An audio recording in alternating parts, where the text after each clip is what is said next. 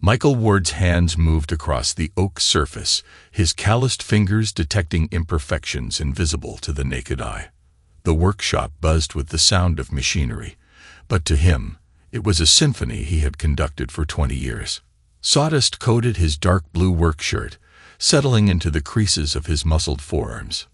"Dad, look what I made." Eve's voice cut through the mechanical drone. His 15-year-old daughter held up a small wooden box, her green eyes bright with pride. Michael set down his tools and wiped his hands on his work pants. "Let me see that craftsmanship." He examined the box, noting the clean joints and smooth finish. "You're getting better at this. Those cornered joints are perfect. I learned from the best." Eve hopped onto the workbench, her legs swinging freely. Mom called. She's not coming home for dinner again. Some charity thing with Clara.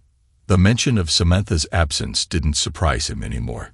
His wife's social calendar had grown increasingly busy over the past year, filled with events that seemed to multiply like rabbits.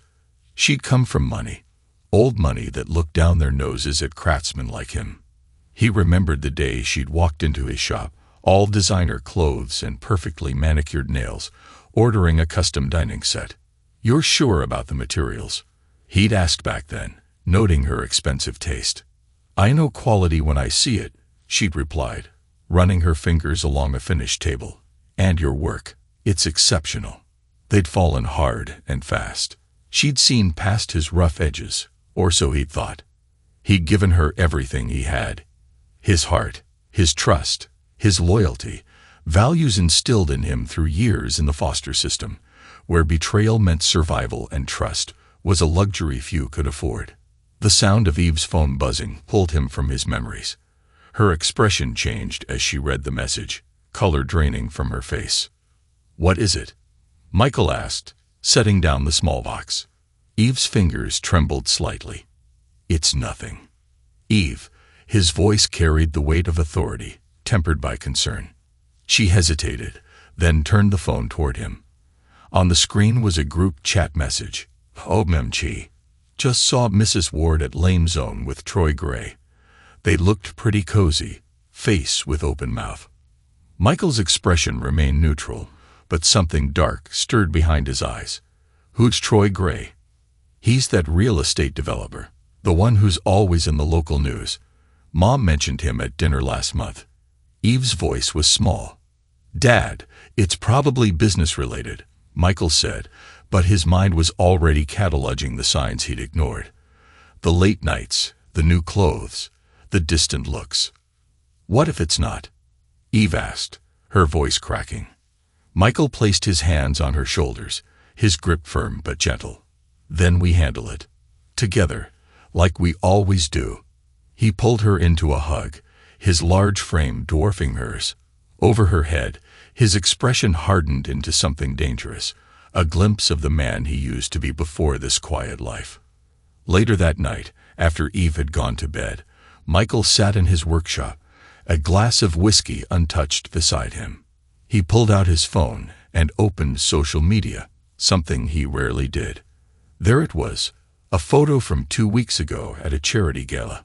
Samantha, radiant in a red dress, standing next to a tall man with perfectly styled hair and an expensive suit. Troy Gray.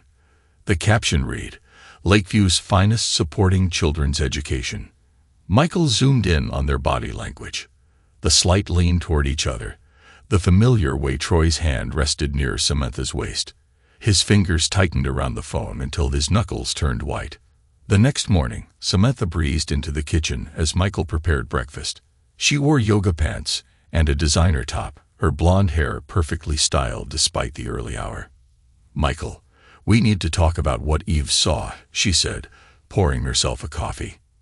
He cracked eggs into a pan, his movements controlled. "Do we?" "It's not what you think. Troy and I were discussing the community center project. Clara and others were there too." She touched his arm. "You know how small towns talk." Michael turned to face her, his dark eyes studying her face. "Do they?" Samantha's smile faltered slightly. "Of course. Don't be paranoid, darling. It doesn't suit you. He noted the slight tremor in her hand as she lifted her coffee cup, the way she wouldn't quite meet his eyes. In the foster homes, he'd learned to read people's tells, to spot the lies before they became knives in his back. "You're right," he said, his voice deliberately calm. "Small towns do talk." Relief crossed her face too quickly. "Exactly. Now, I have a lunch meeting, but I'll be home for dinner tonight." As she left, Michael watched her through the window, noting how she checked her phone immediately upon entering her car. His hands, still strong from years of working wood, gripped the counter's edge. He had built this life from nothing, crafted it as carefully as his finest pieces. If someone was trying to break it apart, they'd learn why he'd earned the nickname the Hammer long before he became a craftsman. The morning passed in a blur of work orders and deliveries. Michael lost himself in the rhythm of his craft, letting the familiar motions soothe the rage simmering beneath his surface. Around noon, his phone buzzed with a text from David at David's garage. "Saw something you should know about. Stop by when you can." Michael arrived at David's garage 30 minutes later. David was under a car, rock music blaring from speakers in the corner. He rolled out when he heard Michael's boots on the concrete. "Brother," David said, wiping his hands on a rag. His muscled frame spoke of his military days, and his eyes held the same hardness as Michael's. "Saw your wife's car at the Lakeshore Inn yesterday. Wasn't gonna say anything, but after what you mentioned about the restaurant." Michael's expression didn't change, but his voice dropped to a dangerous whisper. "What time?" "Around 2. She wasn't alone." David met his friend's gaze steadily. "You need backup." "Not yet." Michael clasped his friend's shoulder. "But keep your phone on." The rest of the afternoon passed with Michael processing this new information. He thought about the man he'd been before, the one who solved problems with his fists rather than his words, the one who'd learned in the foster system that sometimes violence was the only language people understood. He'd buried that man when he met Samantha, transforming himself into someone worthy of her love. Now, as doubt gnawed at his carefully constructed life, he felt that old familiar darkness rising. If his suspicions proved true, someone would learn why they called him the Hammer, and it wouldn't be because of his carpentry skills. Michael stood in his workshop, sanding down a piece of walnut that would become part of a custom bedroom set. The rhythmic motion helped quiet his mind, but the tension in his shoulders betrayed his unease. The conversation with Samantha had left him unsettled, her excuses too practiced, too smooth. His phone rang, Eve's ringtone cutting through his thoughts. He grabbed it, noting the time. 2:15 p.m. She should be in class. "Eve? What's wrong?" Her voice came through trembling, thick with tears. "Dad, Mom's boyfriend is here." Michael's hand froze on the sandpaper. "What?" "He said you're not coming back, and that he's my new dad." A crash echoed in the background, followed by male laughter. "He tried to touch me, but I kicked him. Now he's smashing things and saying he'll teach me to obey." The sandpaper crumpled in Michael's fist. "Where are you?" "In my room. I locked the door. He's laughing and saying you're too weak to stop him." "Listen to me very carefully." Michael's voice turned to steel. "Stay in your room. Lock the door. Do not open it for anyone but me. I'm coming." He ended the call and moved with deadly purpose to the back of his workshop. Behind a false panel, wrapped in oiled cloth, lay his grandfather's shotgun. He'd kept it as a reminder of the man who taught him that protection of family came before all else. The drive home was a blur of controlled rage. Michael's knuckles widened on the steering wheel as memories from his past surfaced. Foster homes where the strong preyed on the weak, where men like Troy Gray thought they could take whatever they wanted. He pulled into his driveway, noting Samantha's car and an expensive SUV he didn't recognize. The front door was ajar, and through it, he could hear Troy's voice. Come out, little girl. Daddy's home." Michael entered silently, the shotgun held low but ready. The living room was a mess of broken furniture and scattered belongings. Samantha stood near the stairs, her face pale. "Michael, please," she gasped. This isn't what it looks like. He ignored her, his focus on the man at the top of the stairs. Troy Gray, in his $1,000 suit, turned at the sound of Samantha's voice. His handsome face split into a mocking grin. "Well, if it isn't the carpenter, come to see how a real man handles things. Your wife's been telling me all about how inadequate you are." Michael took the stairs 2 at a time, his movements fluid and predatory.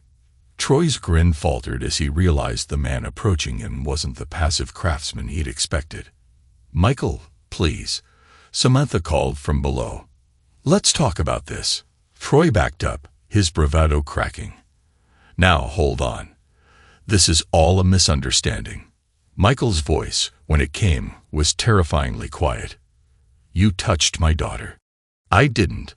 I was just playing around." Troy's back hit the wall. "Samantha, tell him." But Michael wasn't listening anymore. The rage he'd contained for so many years broke free. The shotgun's butt connected with Troy's jaw in a brutal arc, dropping him to the floor. Blood sprayed across the wall as Troy's head snapped back. "Daddy." Eve's voice came through her bedroom door. "Stay inside, sweetheart," Michael called, his tone gentle despite the violence he'd just enacted. Then, to Troy's groaning form, "Get up." Troy tried to crawl away, but Michael grabbed him by the collar and dragged him toward the stairs. Each step down brought another pained grunt from the real estate developer. "Michael, stop." Samantha rushed forward. "You're going to kill him." Michael paused at the bottom of the stairs, Troy's collar still in his iron grip. He turned to his wife, and she stepped back at the cold fury in his eyes. "You brought this into our home," he said, his voice eerily calm. "You brought this man near our daughter." "I didn't know he would," she started. "You never know, do you, Samantha?" He dragged Troy toward the door. "You never think about consequences, about loyalty, about trust." Troy tried to struggle, but Michael slammed him face first into the wall. "Please," Troy whimpered, blood dripping from his split lip. "I'll leave. You'll never see me again." "You're right about that." Michael hauled him outside and threw him onto the driveway. Troy scrambled toward his SUV, but Michael's next words froze him in place. "If you ever come near my family again, what happened today will feel like a massage." Samantha stood in the doorway, tears streaming down her face. "Michael, I can explain everything." He turned to her, and for the first time, she saw the man beneath the quiet craftsman's exterior. The man who'd survived foster homes and street fights. The man they'd call the Hammer. "Pack your things," he said. "You have an hour. After that, if you're still here, I'll throw you out myself." "You can't do this," she protested. "This is my house too." "This house?" Michael's laugh held no humor. "I built this house with my own hands. I built this life while you were busy destroying it." He stepped closer, his voice dropping to a whisper. "And now I'm going to take everything from you. Slowly, piece by piece, until you understand what it feels like to lose everything you love." He turned away from her and climbed the stairs to Eve's room. His knuckles were white on the shotgun, but when he knocked on her door, his voice was gentle. "Eve, it's Dad. You can open up now." The door cracked open, and Eve peeked out. Seeing her father, she threw herself into his arms, sobbing. Michael held her close, stroking her hair. "It's okay, baby. I'm here. No one's going to hurt you." "I was so scared," she whispered into his chest. "I know, but you were brave. So brave." He pulled back to look at her. "Pack a bag, okay? We're going to stay with Uncle David for a few days." As Eve packed, Michael could hear Samantha moving around downstairs, her heels clicking on the floor. He pulled out his phone and dialed David. "David, I need a favor. Can you come to my place? Bring your truck." And David, things are about to get complicated. The evening sun cast orange light across David's garage as Michael sat on a worn leather couch, watching Eve sleep. She'd finally drifted off after hours of tears and questions he couldn't fully answer. David entered quietly, 2 sodas in hand. She's tough, like her old man, David said, offering a bottle. Michael took it but didn't drink. I should have seen it coming. Brother, some snakes hide real well until they're ready to strike. David settled into a chair across from him. Question is, what are you going to do about it? Before Michael could answer, his phone buzzed. Samantha's name flashed on the screen. He declined the call, only to have it buzz again immediately. And again. You should hear what she has to say, David suggested. Might be useful. Michael answered on the fourth ring, putting it on speaker.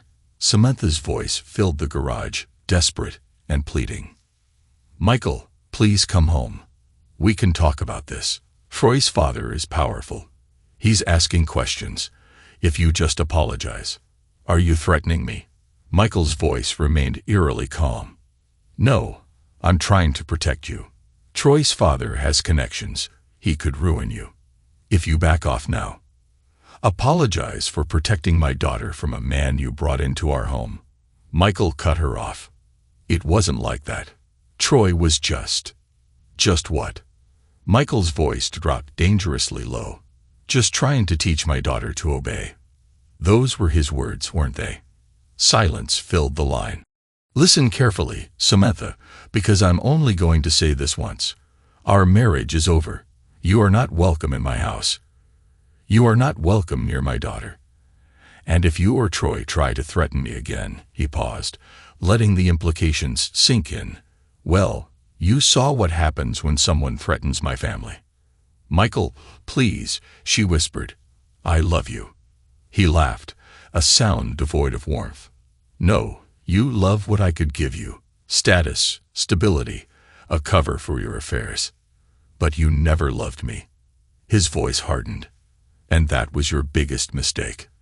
What do you mean? She asked. You'll see. Everything you built on lies.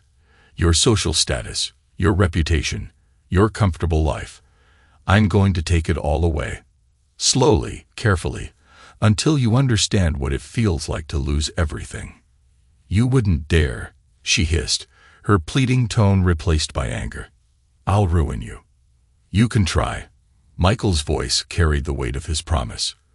But remember, I learned a long time ago how to survive, how to fight. You've just been playing at life, Samantha. Now, you'll learn what it means to lose. He ended the call and turned to David. I need your help fixing up the house. Troy did some damage. You know I've got your back, David said, rising from his chair. But what's your plan? Michael stood, his frame silhouetted against the garage lights. First, we document everything. The damage to the house, Troy's threats, all of it. Then we get a restraining order, not just against Troy, but against Samantha too. I won't have her near Eve after this. She won't take that lying down. No, Michael agreed, his eyes hardening. She won't. That's what I'm counting on. They drove back to the house, finding it empty but still bearing the scars of the afternoon's violence. Broken furniture littered the floor, and there were dents in the walls where Troy had lost control.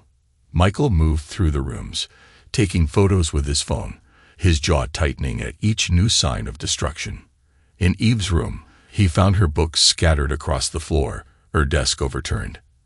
The sight of her violated space made his hands shake with renewed fury. David appeared in the doorway, reading his friend's expression. We'll fix it all, David assured him. Make it better than before. Michael nodded, but his mind was already racing ahead. She'll try to spin this. Paint me as the violent one, the unstable ex-foster kid who snapped. Let her try, David said, starting to right the furniture. People in this town know you. They've seen how you are with Eve, how you've built your business. They won't buy it. As if on cue, Michael's phone buzzed with a text from an unknown number. It was a link to a social media post, Samantha's account. She'd already started her campaign, posting about escaping an abusive situation and how appearances can be deceiving. Michael showed the phone to David. See, it begins. What are you going to do? Nothing. Not yet. Michael pocketed his phone, his expression cold but determined. Let her make her moves. Let her think she's winning. The bigger the lie, the harder the fall. They worked into the night, restoring order to the house. As they cleared away the last of the broken furniture, Michael paused, holding a framed photo he'd found under some debris. It showed him, Samantha, and Eve at a family picnic 2 years ago. They looked happy, normal. It had all been a lie. He placed the photo face down on a shelf. David, I need one more favor. Name it. Take Eve to school tomorrow. I need to make some arrangements, and I don't want her alone. David nodded, understanding the unspoken concern. You think Troy might try something? No, Michael said, his voice carrying a dangerous edge. He's a coward. But Samantha, she's desperate now. And desperate people do stupid things. Later that night, after David had left and the house was quiet, Michael sat in his workshop. The familiar smells of wood and varnish surrounded him, but they brought no peace tonight. He pulled out his phone and began making notes. Names, dates, connections. Everything he knew about Troy Gray, about Samantha's social circle, about their patterns and habits. In the foster system, he'd learned that knowledge was power, that to survive, you had to know your enemies better than they knew themselves. He buried those instincts when he married Samantha, tried to be the man she claimed to want. But now, as he cataloged her betrayals, he felt the old skills returning. The sound of a car passing slowly by the house made him look up. Through the workshop window, he caught a glimpse of Samantha's red BMW. She was watching, probably hoping to see signs of regret, of weakness. Instead, Michael stood in full view of the window and stared directly at her car. Even from this distance, he knew she could feel the weight of his gaze. The car accelerated away, and Michael allowed himself a grim smile. She'd come looking for cracks in his armor, for signs that she could manipulate him back into line. Instead, she'd found the man he used to be, the one they called the Hammer, staring back at her. Tomorrow, he would begin dismantling her carefully constructed world. But tonight, he had preparations to make. He opened his laptop and began composing an email to his lawyer. The subject line read, Emergency Restraining Order Request. Domestic violence. The quiet of the night settled around him as he worked, broken only by the sound of his typing and the occasional creak of the old house settling. In Eve's room upstairs, a light still burned. She'd asked to sleep at home tonight, wanting to reclaim her space. Her courage made his heart swell with pride, even as it fueled his resolve. They had tried to break into his world, to shatter what he'd built. Now they would learn why that had been a terrible mistake. Michael the Hammer Ward hadn't earned his nickname through weakness, and by the time he was done, both Samantha and Troy would understand exactly what they'd awakened. As the first hints of dawn began to color the sky, Michael finally closed his laptop. Phase 1 was complete, the legal groundwork laid, the trap set. Now all he had to do was wait for them to make their next move. And they would. People like Samantha and Troy always did. Their pride wouldn't let them do anything else. He climbed the stairs quietly, checking on Eve before heading to his own room. She was finally asleep, her face peaceful despite the day's trauma. Michael stood in her doorway for a long moment, his expression softening as he watched her chest rise and fall. I promise you, he whispered, they'll never hurt you again. It was a promise he intended to keep, no matter the cost. The quiet life he'd built might be shattered, but from its ruins, he would forge something stronger, something unbreakable. And anyone who tried to harm his family again would learn why he'd once been feared on the streets that raised him. The next morning, Michael sat in David's garage office, surrounded by stacks of papers and multiple computer screens.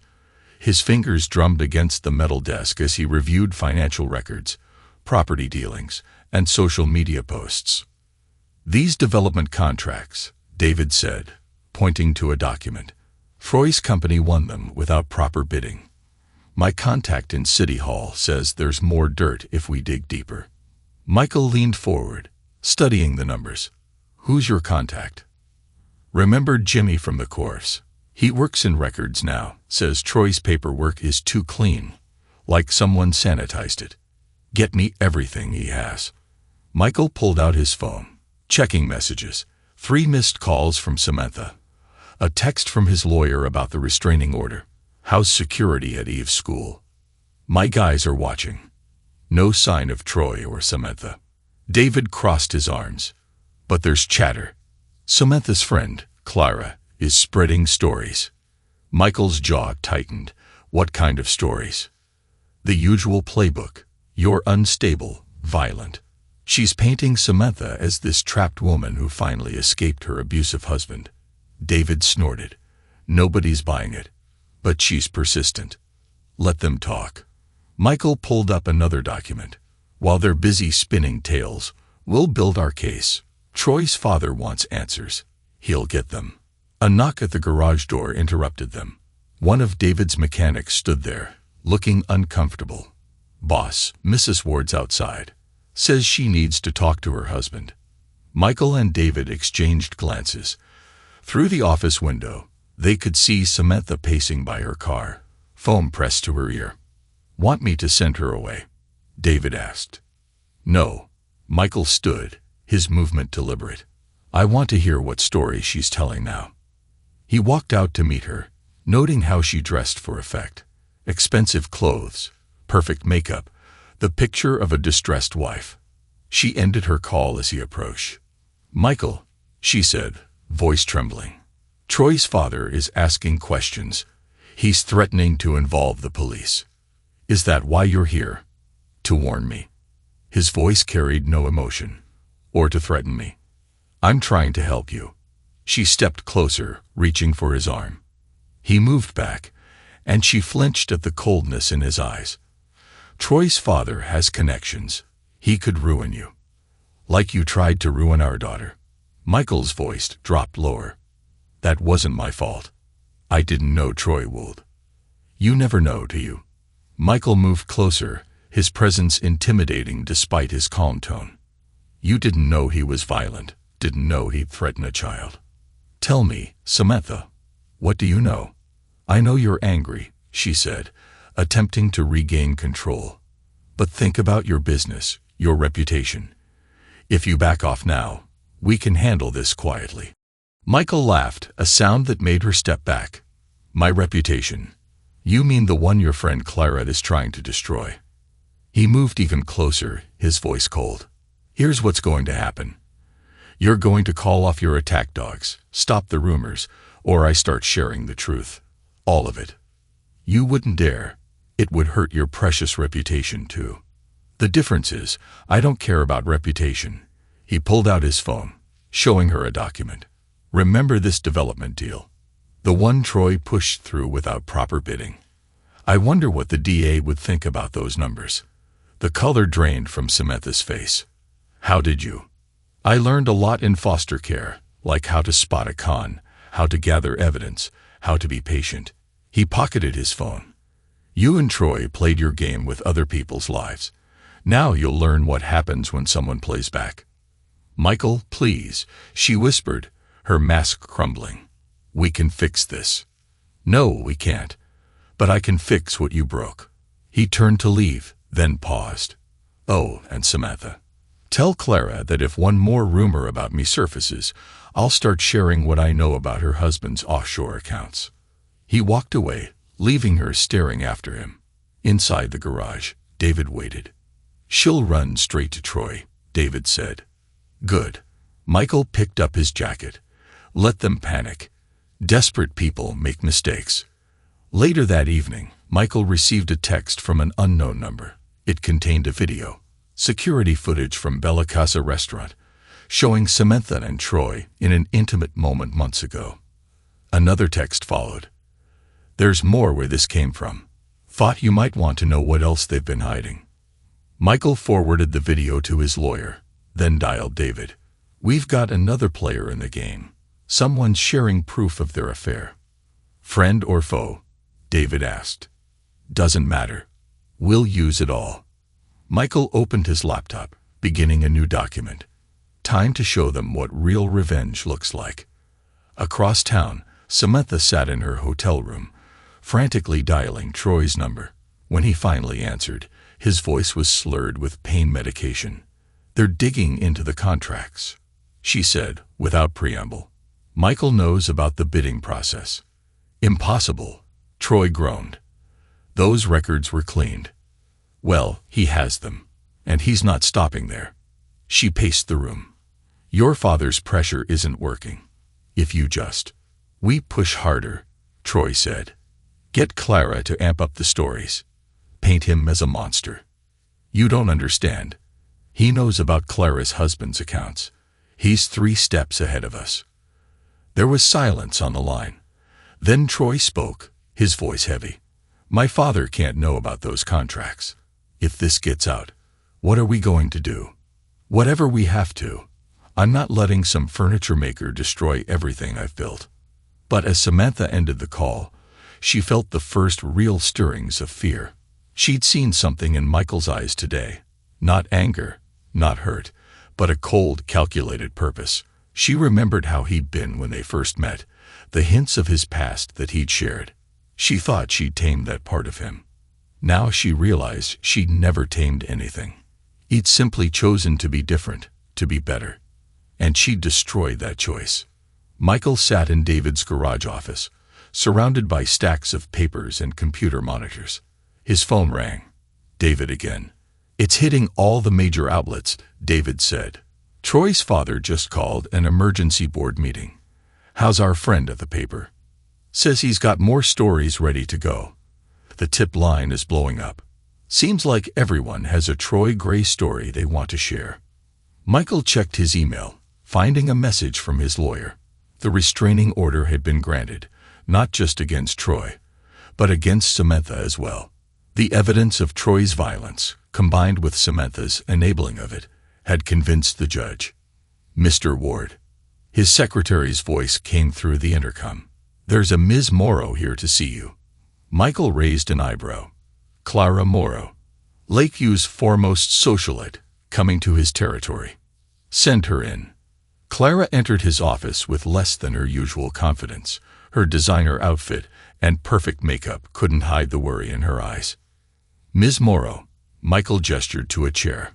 "What brings the president of the Lakeview Social Club to my humble workshop?" "You know why I'm here." She sat, arranging herself carefully. "Things have gotten out of hand." "Have they?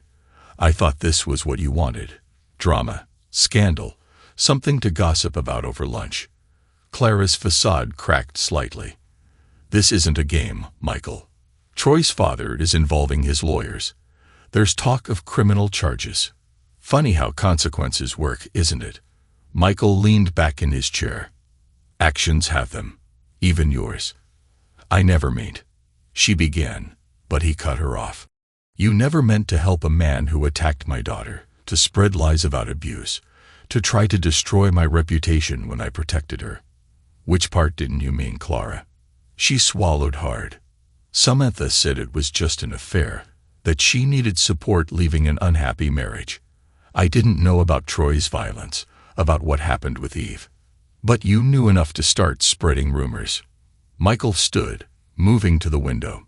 "Tell me, does your husband know about the money you've been moving through those offshore accounts?" Clara went pale. "How did you?" "I have friends too, Clara. Friends who know how to find things people want to hide." He turned back to her. "So here's what's going to happen. You're going to publicly retract your statements, admit you were mistaken, and then you're going to tell me everything you know about Samantha's plans. She'll never forgive me." "That's not my problem." Michael sat again, his presence filling the room. "Your choice is simple. Help me, or I start sharing what I know about your financial dealings." Clara's hands trembled as she reached for her purse. She's desperate. She's been meeting with Troy's father, trying to convince him to use his influence to stop the investigation. But it's not working. Troy, he's becoming unstable. He talks about making you pay, about teaching you a lesson. Michael's expression didn't change. "And what do you think about his chances?" "I think." Clara met his eyes for the first time. I think Samantha never understood what she had, what she threw away. She thought you were simple, controllable. She was wrong. Yes, she was. Michael stood, signaling the end of the meeting. I expect your retraction by tonight. And Clara, choose your friends more carefully in the future. After she left, Michael called David. The spider's changing sides. Get ready for phase 2. That's good news, David said. She has real influence. That's the idea. While they're busy covering their tracks, we'll finish this. That afternoon, local news websites began carrying Clara's statement. She expressed deep regret for her misunderstanding of the situation, praised Michael's character, and hinted at darker truths about Troy and Samantha. Social media exploded with commentary, and Michael watched as his wife's carefully constructed narrative began to crumble. Samantha's fury manifested in a barrage of texts. How dare you threaten Clara? You're destroying everything. Michael read them without responding, focusing instead on the email from his investigator. They'd found more irregularities in Troy's business dealings, enough to ensure the investigation wouldn't end anytime soon. His phone buzzed again. David. Troy's father just held a press conference. He's throwing his son under the bus, claiming he had no knowledge of the fraudulent contracts. And Troy, not taking it well. He tried to crash the press conference, had to be physically removed, ranting about betrayal, about making people pay. Michael smiled grimly. Keep our security tight. He'll try something soon. Already on it. How's Eve holding up? Better. The counselor says she's processing everything well. Michael's voice softened at the mention of his daughter. She's stronger than anyone knew. The rest of the day passed in a blur of work and strategic moves. Michael met with his lawyer, reviewed security footage from his home and workshop, and continued gathering evidence. Each piece was another nail in the coffin of Troy and Samantha's reputations. That evening, as he worked late in his shop, he received another call, this time from Troy himself. You think you're so smart. Troy slurred. Think you've won. Drinking alone, Troy. That's not very professional. I built this company. My father can't just throw me away. Michael set down his tools, giving the call his full attention. You built nothing. You cheated, lied, and stole. Now you're facing the consequences. Consequences. Troy laughed bitterly. I'll show you consequences. You think you're untouchable in your little workshop. Think again. Is that a threat? It's a promise. You took everything from me. Now I'm going to return the favor. Michael recorded the call, his expression hardening. You already tried taking everything from me, Troy. You came into my home, threatened my daughter, tried to destroy my reputation. How did that work out for you? This isn't over. You're right about that. Michael's voice dropped to a dangerous whisper. It's not over until I say it's over. And Troy, I'm just getting started. He ended the call and immediately dialed David. Troy's making threats. Drunk, unstable. Want me to send some guys to watch him? No. Let him come. He won't be able to resist trying something dramatic. Michael began closing up his shop. Just make sure Eve's security is doubled. Already done. You really think he'll try something? Men like Troy can't handle losing. He'll try to prove he's still powerful, still in control. Michael locked the workshop door. And when he does, we'll be ready. He drove home through the quiet streets of Lakeview, his mind already plotting the next moves in this chess game of revenge. Troy's threat wasn't a surprise. It was an opportunity, another chance to show them all what happened when they underestimated Michael the Hammer Ward. 3 days later, the attack came. Michael was working late, as he had been every night since Troy's threat. The workshop was quiet except for the sound of his tools and the radio playing softly in the background. The first indication something was wrong was the power cutting out, plunging the workshop into darkness.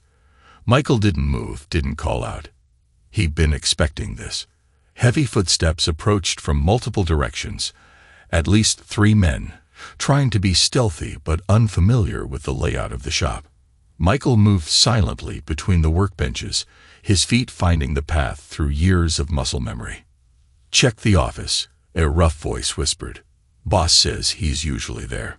Michael allowed himself a small smile in the darkness. Troy had hired professionals, but they'd made a crucial mistake. They'd come to his territory, his workshop, where he knew every inch of space by touch alone. The beam of a flashlight cut through the darkness, sweeping past where Michael stood. He counted the footsteps, tracking their positions.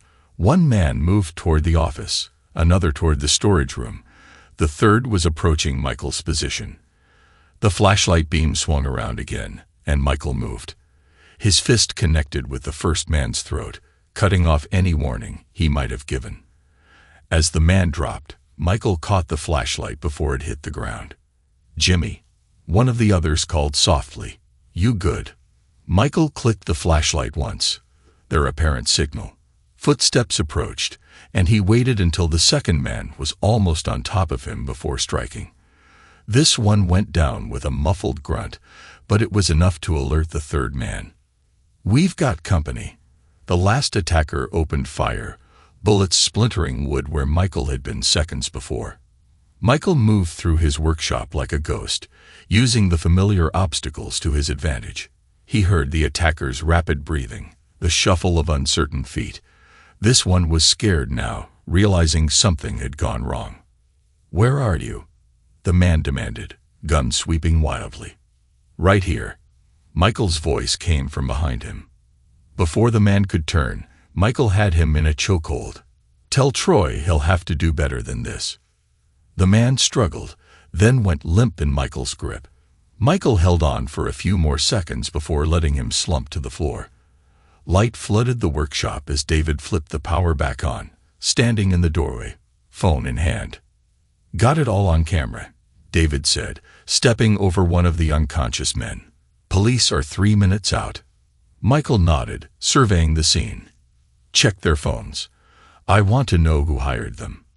They worked quickly, gathering evidence. The men carried no ID, but their phones told the story. Text messages from a burner number, payment details, instructions for the hit. Police sirens wailed in the distance as David held up one of the phones. "Look at this. They were supposed to rough you up, take pictures, make it look like you attacked them first." "Troy getting desperate," Michael said, his voice cold. "Trying to paint me as the violent one." The police arrived, and Michael gave his statement. Security footage from David's hidden cameras showed the entire attack, leaving no doubt about who was the victim and who were the aggressors. As the police led the attackers away, Detective Sarah Chen pulled Michael aside. "Mr. Ward, this is the second incident involving you and Troy Gray. Want to tell me what's really going on?" "Check their employment records," Michael suggested, "and maybe look into who's been paying them." The detective's eyes narrowed. "You seem very calm for someone who just survived an attack." "I'm a simple man, detective. I just want to protect my family and run my business." Simple men don't usually have professional security systems and military-grade surveillance, she noted, gesturing toward David's cameras, or friends with tactical training. Michael met her gaze steadily. "In my experience, detective, it's better to be prepared." After the police left, David helped Michael clean up the workshop. "Troy won't take this well." "No, he won't." Michael picked up a splintered piece of wood, part of a custom order he'd been working on. "But he just gave us exactly what we needed." The next morning, Michael sat in his lawyer's office, reviewing the police report. James Morrison, his attorney, spread photos across his desk. "This is perfect," Morrison said.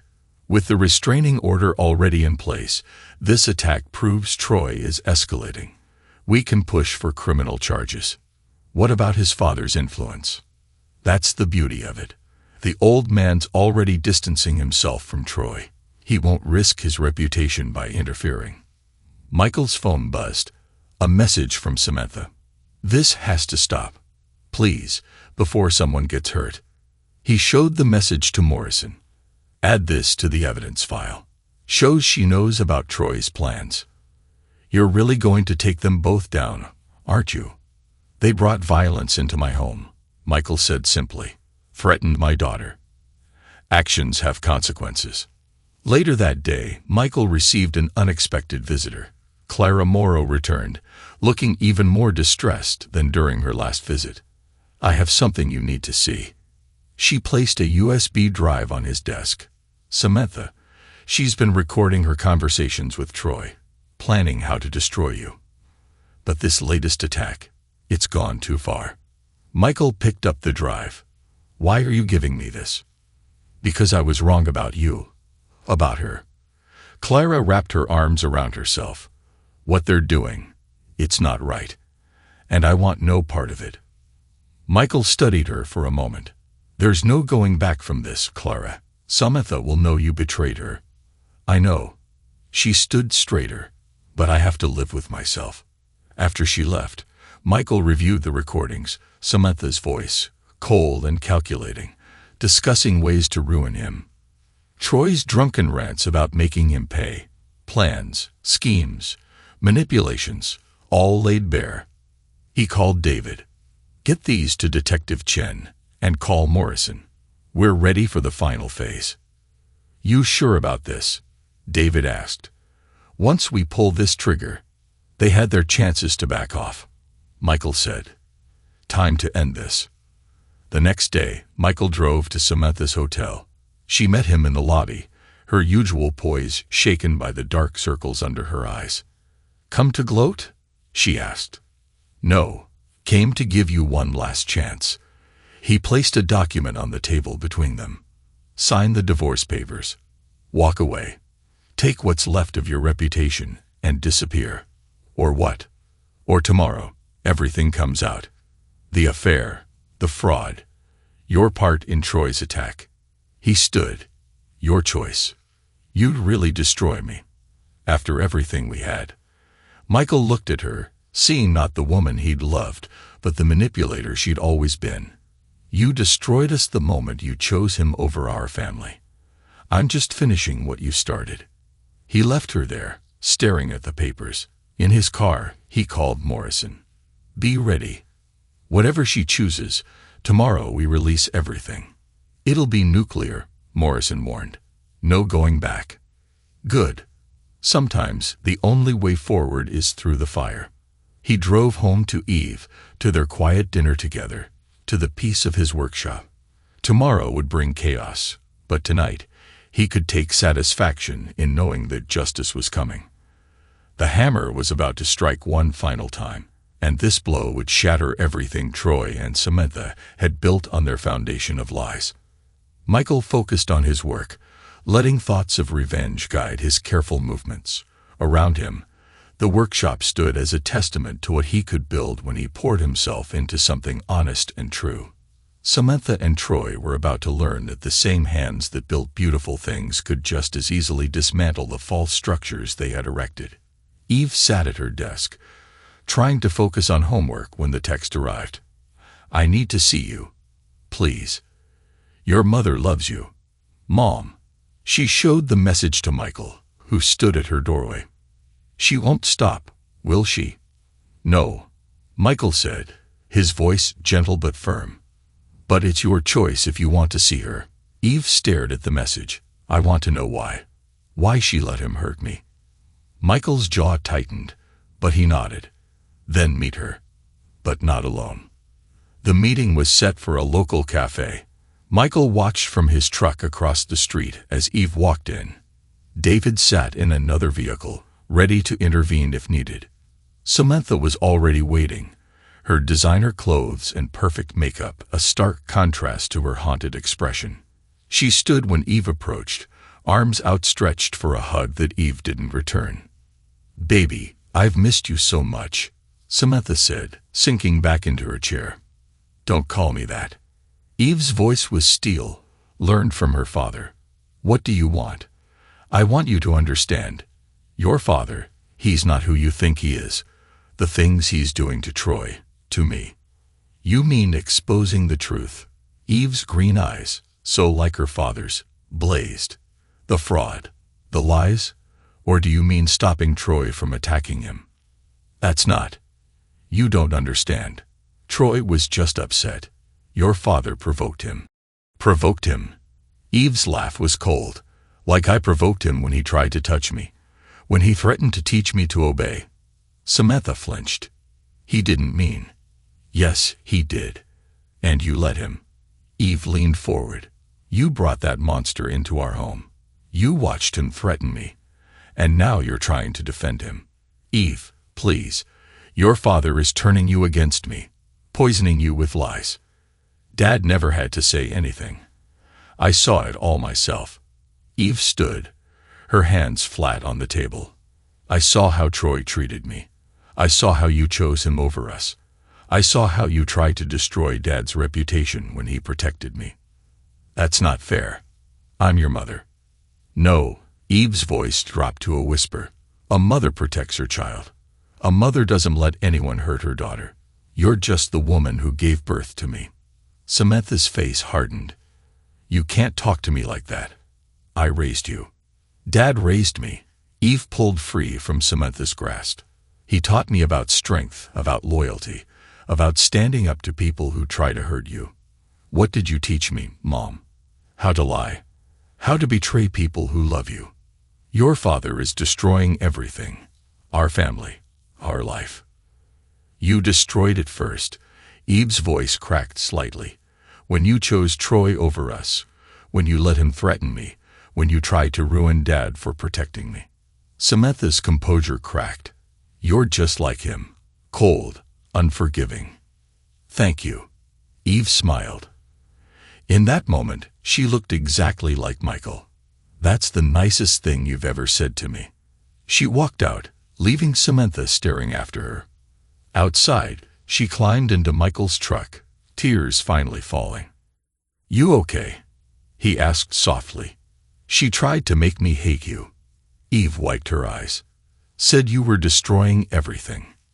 Michael started the engine. What do you think? I think. Eve straightened in her seat. I think she never knew you at all. Michael glanced back at the cafe windows, seeing Samantha sink into her chair. They watched as Troy stormed in minutes later, gesturing wildly. Cafe patrons pulled out their phones to record the scene. When the police arrived, Troy was still ranting, pointing at Michael's truck and making threats everyone could hear. That's the last time he'll threaten us in public, Michael said as Troy was led away in handcuffs. Or private. What happens now? Eve asked. Michael pulled out his phone, dialing his lawyer. Now we end this. All of it. All of Lakeview followed the headlines that dominated local news for days. Real estate mogul arrested in armed attack. Gray empire crumbles. Full investigation launched. Society wife's affair leads to criminal conspiracy. Samantha sat in her hotel room, watching her world implode on multiple screens. Her phone buzzed constantly. Reporters, former friends, lawyers, all demanding answers. Clara had publicly denounced her, sharing details of Samantha's manipulation and lies. A knock at her door made her jump. The hotel manager stood there, apologetic but firm. I'm sorry, Mrs. Ward, but your credit cards have been declined. We'll need another form of payment. She tried card after card. All declined. Her accounts frozen, pending investigation into her role in Troy's crimes. The manager's sympathy turned to embarrassment as she was escorted out, her designer luggage piled into a taxi with nowhere to go. Across town, Michael sat in a press conference, his lawyer beside him. Reporters fired questions about Troy's attack, about the evidence of corruption, about Samantha's involvement. Mr. Ward, how long have you known about Mr. Gray's illegal activities? I knew Troy Gray was corrupt the moment he threatened my daughter. Michael replied, his voice carrying through the room. The illegal contracts, the fraud, the violence, it's all part of who he is, who they both are. Are you referring to your wife? Ex-wife, Michael corrected. Samantha chose to align herself with a criminal. She chose to support him when he threatened a child. Everything that's happening now is the result of those choices. The questions continued, but Michael remained composed, letting the evidence speak for itself. The recordings Clara provided, the documentation of fraud, the security footage of Troy's attacks. It created an undeniable picture of corruption and betrayal. After the conference, David waited in the parking lot.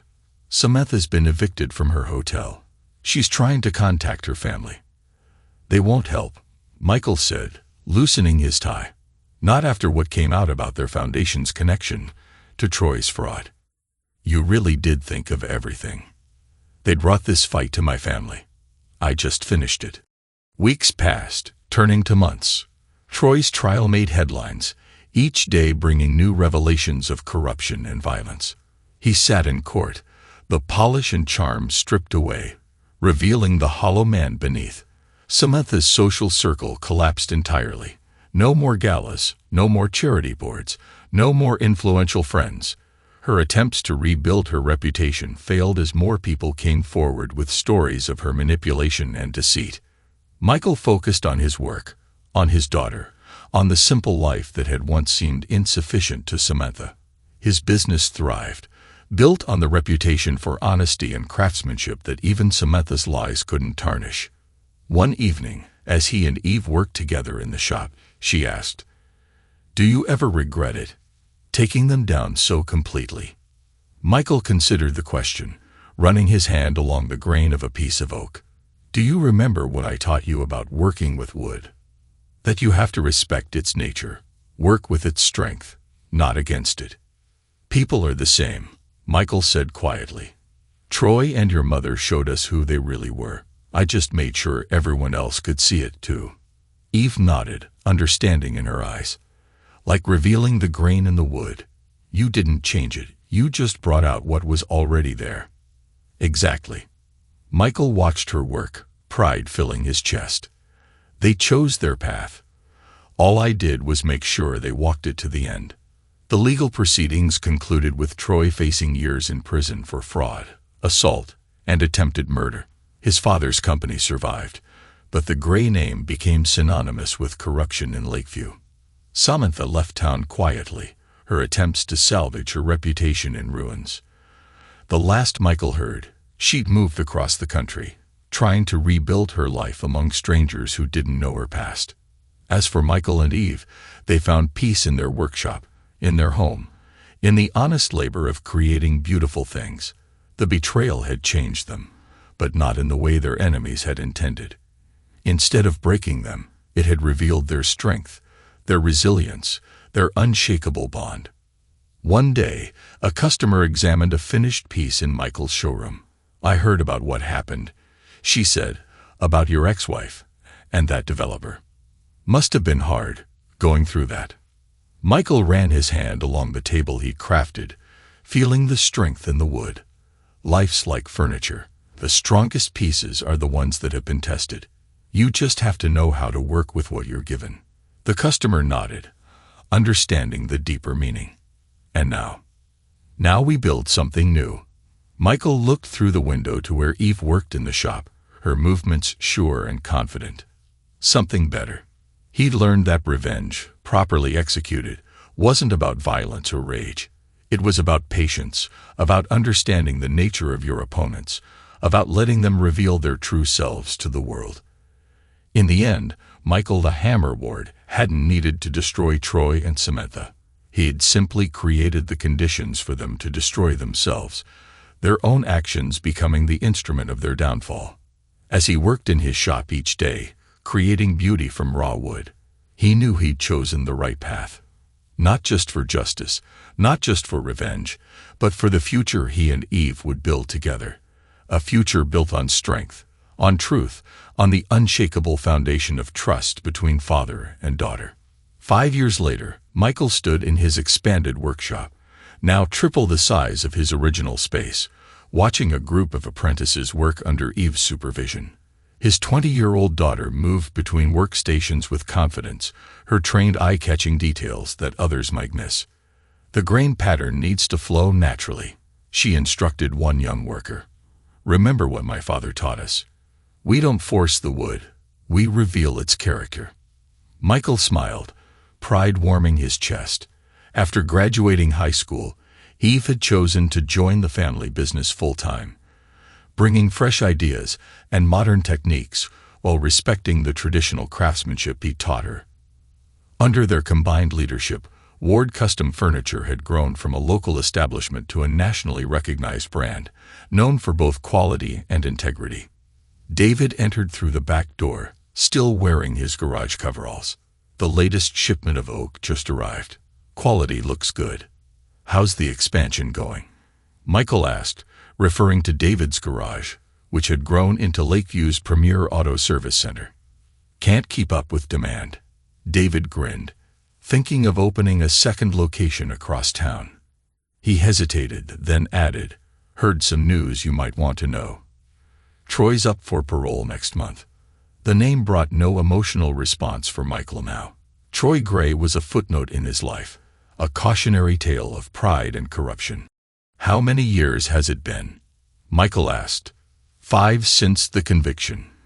He served minimum time for good behavior. Word is he's a changed man.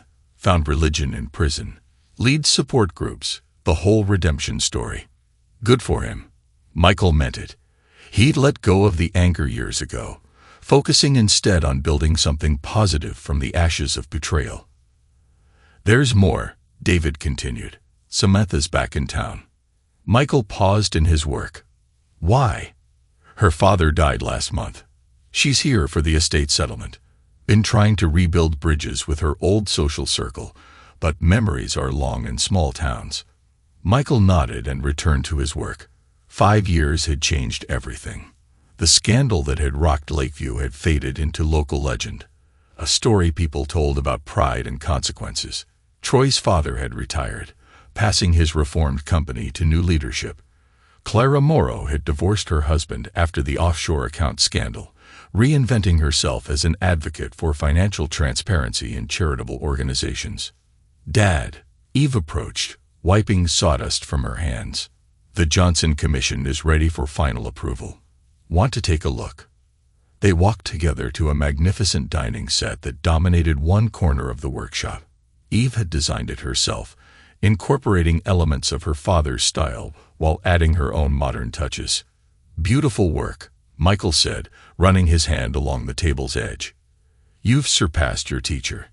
"Never." Eve smiled. "But I learned from the best, both about woodworking and about life." Later that evening, as Michael locked up the workshop, he spotted a familiar figure across the street. Samantha stood in the fading light, her designer clothes still impeccable, but her face showing the weight of years and regret. Their eyes met briefly before she turned away, hurrying toward her rental car. At home, Michael found an envelope in his mail, a letter from Troy Gray. He considered throwing it away unopened, but decided against it. The past had no power over him anymore. Inside was a simple note. "Mr. Ward, I don't expect forgiveness, nor do I deserve it. But as I prepare to rejoin society, I wanted you to know that I understand now what I destroyed, not just my own life, but the trust and safety of a family. My actions were unforgivable, especially toward Eve. I'd spent these years trying to become someone different than the man who did those things. Troy Gray." Michael shared the letter with Eve over dinner. She read it silently, her expression thoughtful.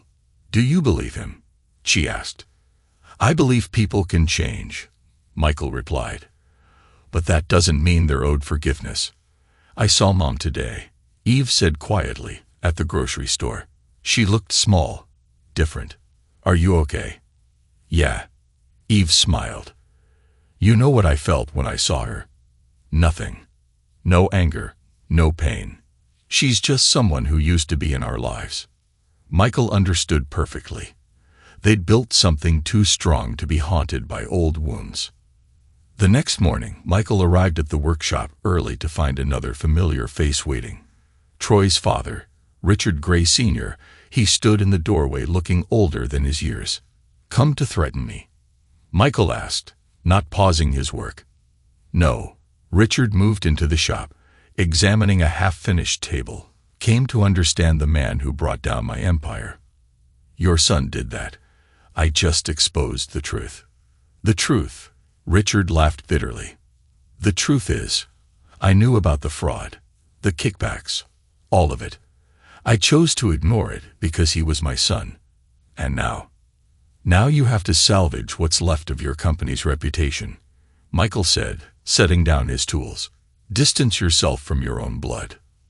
Richard nodded slowly. You're a father. You understand what that costs.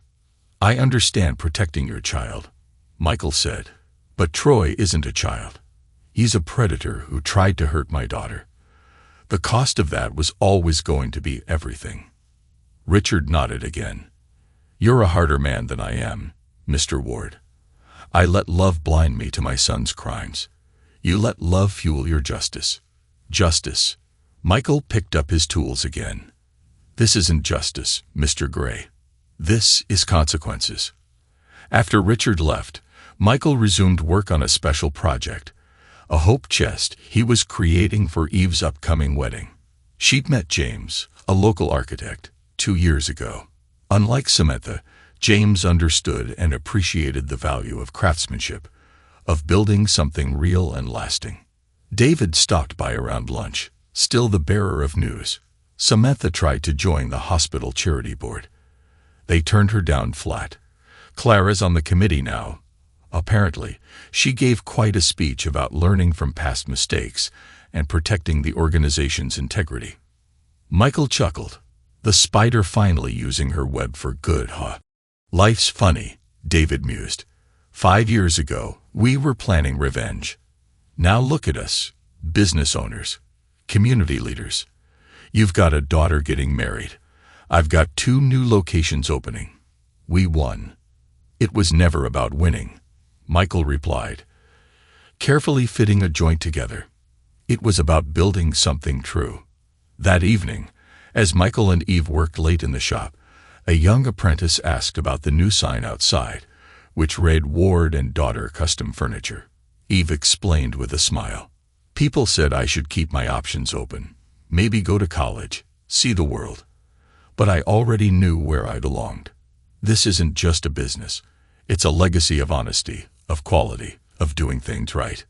Michael watched his daughter demonstrate a complex joinery technique to the apprentice, her movements sure and confident.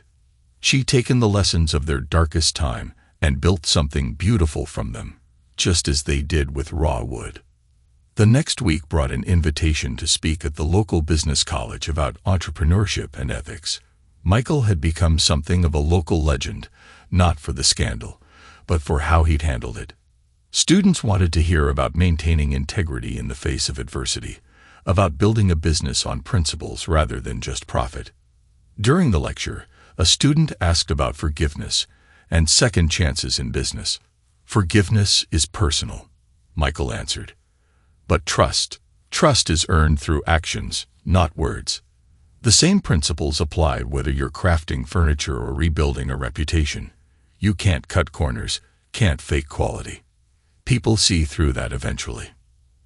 After the lecture, Michael drove past the old gray building, now housing a tech startup. Troy's empire had crumbled, but something new, and potentially better, had grown in its place. It was the way of things, destruction and renewal, breaking down and building up. At home, he found Eve reviewing wedding plans. The ceremony would be held in the workshop, her choice, surrounded by the tools and creations that had shaped their lives. James and I want to build our own furniture, she announced, for our home, together. Michael nodded, understanding the symbolism. I'll teach him, if he's willing to learn. He is. Eve smiled. He says he wants to understand what makes us who we are, not just the craftsmanship, but the principles behind it. Later that night, Michael sat in his workshop alone, working on Eve's hope chest. Each piece of wood was carefully chosen, each joint perfectly fitted. It would be his wedding gift to her, not just a beautiful piece of furniture, but a symbol of everything they'd built together. He thought about the changes 5 years had brought. Troy finding purpose in prison, Samantha learning to live with consequences, Clara redirecting her talents toward positive ends, even Richard Gray Sr. finally facing his role in his son's downfall. But the most important changes were closer to home. His relationship with Eve had grown stronger through adversity. Their business had flourished, built on a foundation of trust and quality. They'd taken the worst life could throw at them and crafted something beautiful from it. The hope chest was nearly complete. Michael ran his hands over the smooth wood, feeling the strength in its joints, the character in its grain. Like their lives, it was something built to last, something that would grow more beautiful with time and care. Next week, Troy's parole hearing would happen. Samantha would eventually leave town again. Life would go on. But here, in his workshop, with the evidence of his life's work surrounding him, Michael knew he'd chosen the right path.